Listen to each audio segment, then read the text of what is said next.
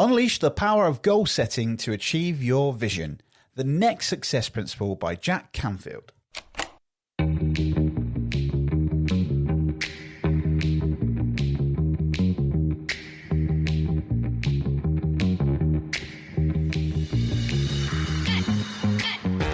Hello and welcome to the Unlocked podcast. I'm your host, Ricky Locke, professional speaker, magician and confidence coach, and quite simply, Unlocked is a journal of self-improvement. I'm talking to the experts, authors and successful people from around the world, as well as sharing my mishaps and magical adventures in my own life too, to unlock the best version of ourselves. My aim is to give you some insight and inspiration so you can unlock the best version of yourself too. Now, if this sounds like your cup of tea, then hit that subscribe button so you don't miss any of my latest episodes released every Wednesday. Now, relax and enjoy the show. The greatest danger for most of us is not that our aim is too high and we miss it, but that it is too low and we reach it. Michelangelo, one of the greatest artists of all time. Now, welcome to the mini-series where I review the Success Principles by Jack Canfield. Firstly, if you haven't listened to any of the other episodes in this series, then go back and listen to them. They're only short episodes, but episode 53, 55, 60 and 77 are the ones that will help you get to this point in this episode. And all those episodes will help you understand how to take responsibility for your life. We talk about the rule of 5, which is great for this episode as well, actually, but also how to be clear on why you're here and how to decide what you want in life. Now, in those previous episodes, we have discovered our life purpose and we've started to unravel a bit of a vision for the success that we want in all of the areas of our life, such as relationships, finance, spiritual well-being, money, those kinds of things. And now it's all about taking the right steps to make that vision become a reality. Now, in the book, Jack describes why many people don't actually achieve their goals. And the reason is because that they didn't turn their visions into a set of specific goals. So, for example, on the last episode, in episode 77, Decide on What You Want, you probably sat down and you started to write down in your journal or in your notebooks all of the areas of your life, such as your career, finances, relationships, free time, spiritual well-being. And you might have started to get a bit of a vision of the life that you actually want. Now, what we need to start thinking about in this area is about how do we make those steps more specific and measurable. Okay, so like Jack says, until that we can write specific and measurable goals, our visions will be too vague. A great example of this would be if you were down the pub with someone and they said, yeah, I think I want to buy a brand new phone. Great. That's a little bit vague, right? So we need to specify exactly, what kind of phone is it? What size? How old is it? What memory? What functions is it? Has it got the latest technology on it? Now, that's the emphasis that we need to put on our goals. It's that simple. But without that specific written goal, then our chance of success is significantly reduced. So with this principle being reviewed in this episode, hopefully it will be able to help you understand and identify and create a bit of clarity of some of the specifics needed to make your goals or to make your vision become a reality. Now, firstly, I want to share something that was really interesting that is written in the workbook of the Success Principles. And it's based on some research by Dr. Gail Matthews of the Dominican University and Dr. Stephen Krauss from Harvard. Now, they both did some research together to identify ways to increase the odds of reaching goals. And they wanted to test the premise that people who write down specific goals for their future are more likely to be successful than people who either have unwritten goals or no goals at all. During their research, they recruited 267 participants from a variety of different businesses and organizations, and they asked them to set business-related goals for themselves for an upcoming 4-week period. Now, during this, the participants were then randomly assigned to one of 5 groups, and each group was instructed to use one or more of the following supportive activities. The first group was to simply think about their goals. Group 2, write down your goals.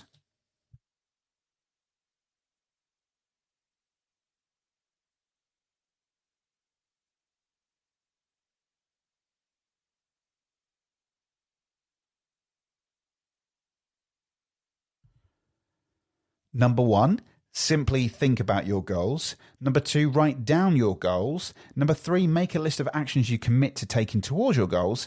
Number 4, send the list of the goals and the actions to a supportive friend. And 5, send a weekly progress report of your results to a supportive friend. The first group was told to do only the first item, which was to think about their goals.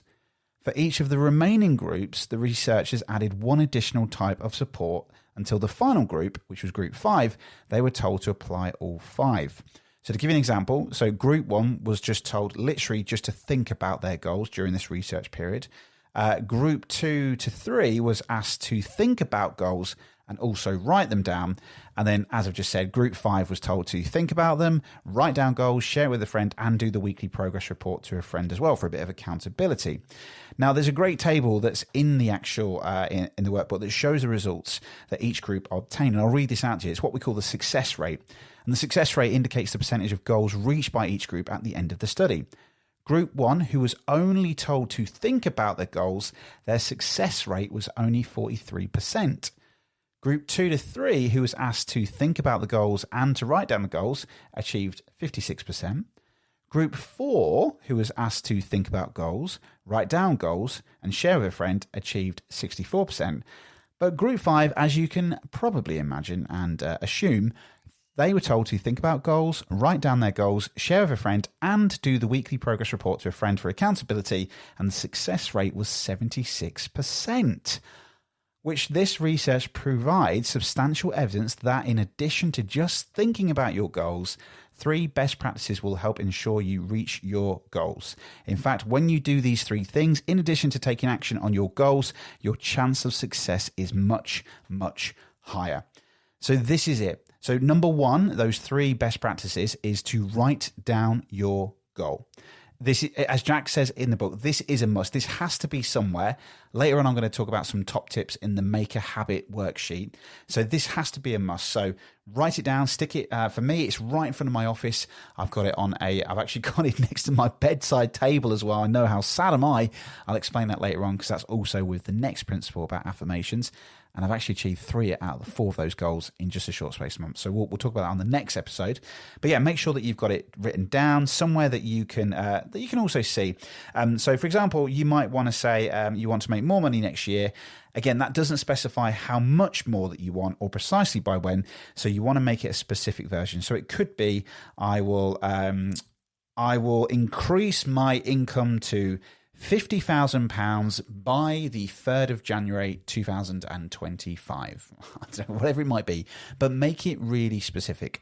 A common one might be that you might want to do a weight goal. So it could be instead of I just want to lose £5, you make it measurable, specific, and say it by a time. So it could be instead of saying I want to lose £5, you can say I want to weigh 10 stone, £2 by the 5th of June 2023, whatever it might be. So it's really crucial to be specific, but write down that goal. That's the real cool key thing. The second thing is to tell a friend about your goal. So you've got your goal written down. So tell a friend. That then becomes a bit of accountability then.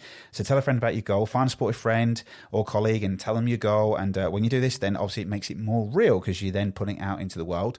Like I shared on this podcast a few months ago, I wanted to get this podcast in the top 10 and to do a TED Talk. Working on it, guys, working on it. And then obviously telling someone about it also can add an element of fear. But it's great because then you get to share it because you might have a friend that might be able to help you achieve that goal. And the third thing is then to set up a regular system of accountability where you might be able to check in with your friends each week. So if the listeners want to do that with me and you want to WhatsApp me your progress, then great. This is one of the main reasons I started a mastermind earlier on this year to add a bit of accountability to share in that group of the goals each month, what we were working to. We didn't do it on a weekly basis, but we did it on a monthly basis. So 3 best practices, write down your goal. Obviously, that has to be there. That's got to be a must. It's got to be easy, that one. Number 2 is tell a friend about your goal. And then number 3 is to set up a regular system of accountability. Now, for the best practices for them, those 3 things there really include in that how much and by when. So like I just shared a little bit about the money thing and also for, like example, the weight thing, it's really important to add those 2 elements in your goal, how much and by when, because without it, like we said earlier on, the goal is too vague. So example, if you want to own a new house, think about where is that house? What kind of house is it? How much is the house worth? How many bedrooms does it have? How many bathrooms does it have? How many garages? I was going to say garages there. I was starting to get a little bit American there. Apologies. Garages. But how much means writing a specific measurable quantity, such as the number of. To give you an example, like this one, I listened to this. This was quite funny from an audiobook on NLP by Richard Bandler, where someone in his seminar said that they wanted to lose weight. Bit too vague. It doesn't say how much, doesn't say by when. So he says, well, great, cool. Just give me your right arm. I'm just going to go get my chainsaw and I'll chop it off. There you go. That'll be some weight loss.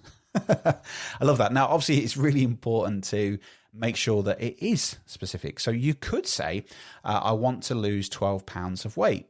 That's getting better.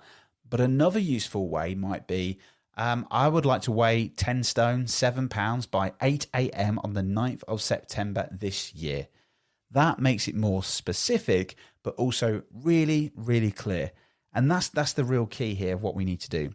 3 examples here I'll share with you in the book. When Jack talks about a good idea, then written as a goal. So if you've got an idea right now of a goal, let's say like in the book here, it says someone here says, I want to start my own business. That is a good idea, really good idea. But written as a goal, to make that a bit more specific by adding the how much and by when, you would change that to, I will launch my new business with a business account, or it could be a business name and a website by 6 p.m. on the 10th of November this year. Okay. Another one could be that I want to be more kind and positive. So it could be written as a goal. I will say something positive to each of my friends at least once a day for the next 30 days. And then the last one, as the example in the book, is I want to own a home on the ocean. Now, a lovely thing that would be, but I will own a 3,500 square foot house on Shoreline Street in Portland, Maine by 12 noon, April 3rd for next year.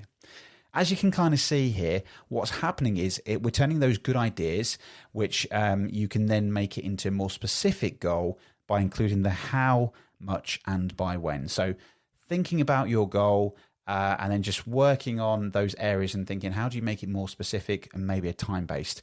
Now, obviously, at this point, this does sound like a lot like the SMART model: specific, measurable, achievable, realistic, and timed. And I would highly recommend going back to listen to my interview with David Heiner, which is episode 54, How to Set Massive Goals, Not Smart Goals, with David Heiner. It's a great episode, and it's all about setting huge, unbelievably big goals. But it really does have an element into this that will work with these goals as well. All right. So obviously now you've got a bit of those specifics. You may need to pause this episode, go back to episode 77. If you didn't write down in your journal, go back to episode 77, listen to the decide on what you want episode. If you've already done that, then look at those areas that you talked about before. So write down key categories of your life. So it could be finances, health. Another area could be well-being. It could be possessions you want to own. It could be relationships, marriage goals like mine. Hopefully, yes, in 2 weeks' time. Well, hey. So think about what that looks like, and then how do you make those ideas in those areas a little bit more specific and a little bit more measurable. All right. Now, this might seem like a lot. You might say, well, Ricky, I've got 10 areas that I'm looking at here. My career, I'm looking at my finances, I'm looking at my health and my well-being. That's quite a lot for me to focus on. And if you are quite new to goal setting, a really simple and easy way would be to just set 3 goals. So maybe review your areas that you covered in that last episode. So if your health is one of the most important, maybe finances and maybe a career, you've got something going on in your career or even in your business, then just break it down into the 3 most important areas and then just set 3 goals that could be achieved in maybe 1 to 3 months. And that's a really, really good example, all right? Now, for patrons of this podcast, I will be releasing actually a live video in the Patreon community, which I'm going to share my own goals that I used these principles back in 2021 to prove that this does work. And as I mentioned earlier on in this episode, 3 to 4 of them have already been achieved. And just by using this strategy, and one of them is a finance goal of how much I wanted to earn each month in my business. The second is a qualification goal, which I passed, which is the NLP Foundation Skills Diploma, which is part of my my future of what I'm building in. And the other is a weight goal. And then the fourth one is the TED one, which was a little bit of a big one, but obviously I'm working towards that as well. So I'm going to put that into the Patreon. So if you aren't a member already, then head over to the link in the show notes or search for the Unlocked Podcast on patreon.com, and you can join for as little as £1 or £3 a month, which is just a cup of coffee or a cup of tea. Put that to one side a month and you get loads of cool little videos of behind the scenes videos, content, early access to the episodes, and some extra juicy content as well, which is worth £3 a month. It's brilliant. So this is it really. So this is obviously about the principle of unleashing the power of goal setting. As we've kind of covered here, the real key things here is to think about making things a bit more specific and measurable. That will then help your vision become a reality. So what can you do to turn your good idea to make it into more specifics? Example, if you want to lose some weight, it's just too vague. So you need to then really process it and say, I want to be specific here and I want to lose 10 pounds and I'm going to weigh 10 stone, 3 pounds on the 12th of December, 2022. Really include that of the how much and by when. And remember the best 3 practices here, like we discovered in that research group, is to write down the goal. You must write down that goal, stick it in front of you, tell a friend about a goal, make it some accountability, and then set up that regular system of accountability so then you can report your results each week. I do that in my mastermind group. We talk about our goals and what we set and what we achieve, and it really helps out. I don't do it every week, but every month we meet and we decide and talk about what are those goals, and we're constantly aware of it. We know what's going on. So that's it, really. So that's this principle covered. Really, really simple, but I want to hear from you. So obviously tell me, what are your goals? Because this is really cool. This whole thing about the reviewing the success principles, I've gone through it myself, and I'd like to hear that from you. So tell me, what are your goals and what are the specific steps in those goals to make your vision become a reality this year? So I want to know. Email me or contact me on social media. You can find me at Ricky Lock on LinkedIn, or you can find me on social media at Ricky Lock Magic, or even get in touch at info@rickylock.co.uk. Send me an email. Because the next principle we're going to cover is what we want. It's see what you want and get what you see, which is also all about using affirmations and visualizations. And I'll be sharing a little bit of a sneak preview of some of the affirmations that I use and a picture of the vision board that's sitting in front of me right now as I record this episode. So yeah, hope you enjoyed this episode, and let me know. Head over to Apple Podcasts or Podchaser, leave us a review, tell us what you think. As always, thank you to the huge support of the patrons of this podcast: Sherry Brenton, Anthony Howe, Steve McDermott, Chris Lovett, Rory Barnes, and our new Patreon member, which is Jasmine Barnes. Thank you for your continued support. As always, a pleasure pleasure sharing this with you. I hope you're enjoying this mini-series. Don't forget, there are interviews every 2 weeks, give or take, depending on if I'm on my holiday or if I'm at a wedding, which I will be soon. But yes, there's plenty of content for you to check back into. But yeah, go back and listen to the other episodes if you've not listened to this. And you've also got that episode with David Hine as well. Links are in the show notes. But yes, thank you so much. And good luck unlocking the best version of yourself. And I'll see you next week, every Wednesday, for another episode of the Unlocked Podcast. Thanks for listening. Good luck. Goodbye.